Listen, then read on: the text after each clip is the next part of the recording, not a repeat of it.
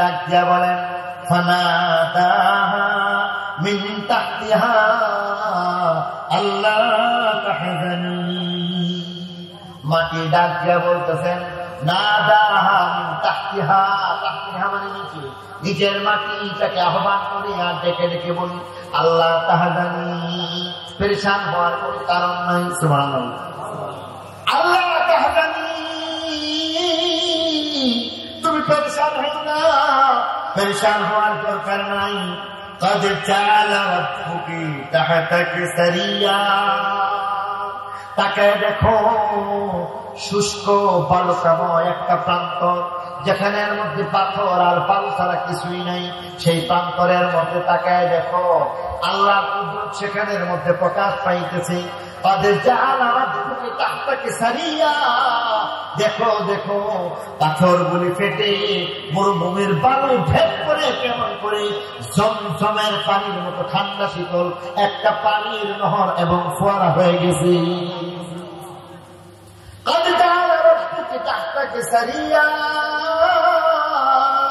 দেখো দেখো তার নিচ থেকে তাকাইয়া দেখো একটা ফোয়ারা হয়ে গেছে, যেখানের মধ্যে শুধু ফোয়ারা, শুধু তা নয় আরো কিছু আল্লাহ কুদরত রয়েছে।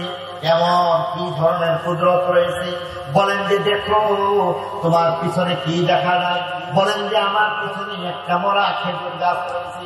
এবার তিনি বলতেছেন শুনো, এবার তুমি তোমার একটু খেজুর গাছের কুদরতের দিকে তাকাও, তুমি দাঁড়িয়ে যাও, দাঁড়িয়া সেখানের মধ্যে খেজুর গাছের মরা ঢাল রয়েছে, মরা ঢালের মধ্যে তুমি ধরো, ধরার পরে একটু নাড়াচাড়া দাও, সেখানের মধ্যে দেখবে আল্লাহ কুদরত সেখানে অপেক্ষা করে।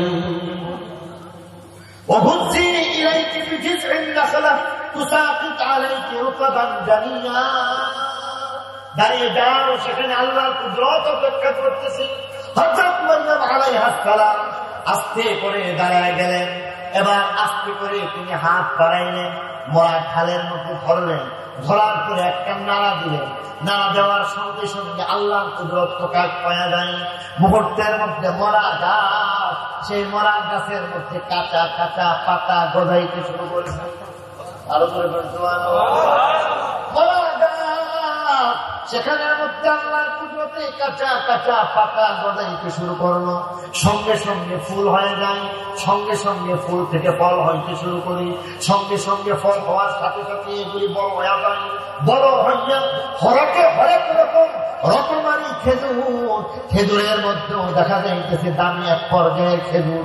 সেই খেজুরগুলি হযরত মরিয়ম আলাইহিস সালাম তার মুখের সামনে জান্নাতের নমুনা হইয়া এমন ভাবে পাকা পাকা খেজুরগুলি তুলতে শুরু করেছে। বলি সুবহানাল্লাহ।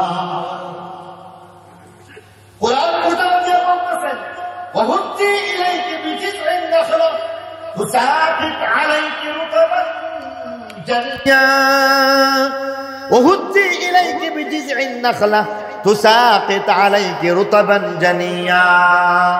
ডাক দিয়া বলতেছেন এবার তুমি দেখো আল্লাহর কুদরত প্রকাশ পেয়ে গেছে।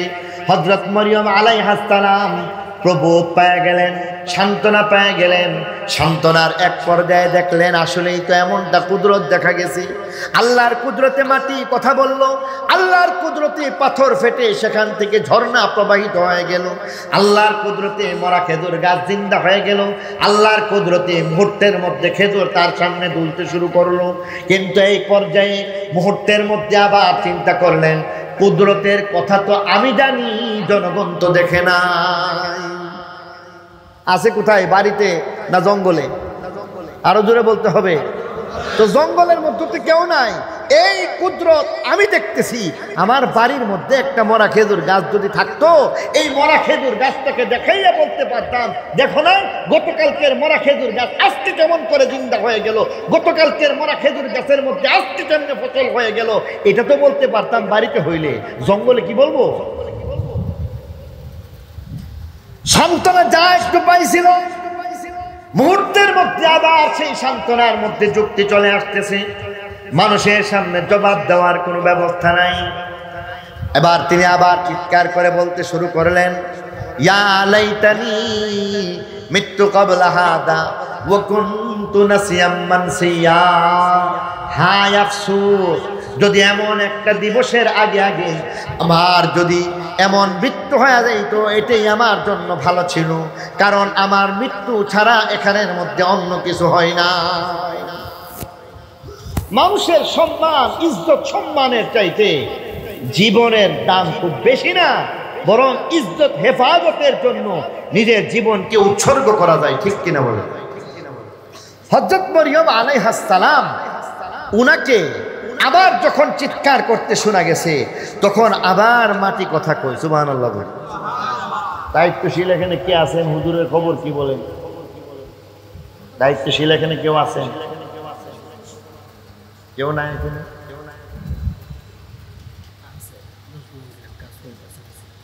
মেরে মোহতারাম দোস্ত বুজুর্গ, হযরত মরিয়ম আলাইহিস সালাম এবার সান্ত্বনা যাও পাইছিলেন, কিন্তু এই সান্ত্বনার মধ্যে আবার আরেকটা নোক্তা লেগে গেছে, ঠিক কিনা বলেন? এখন কই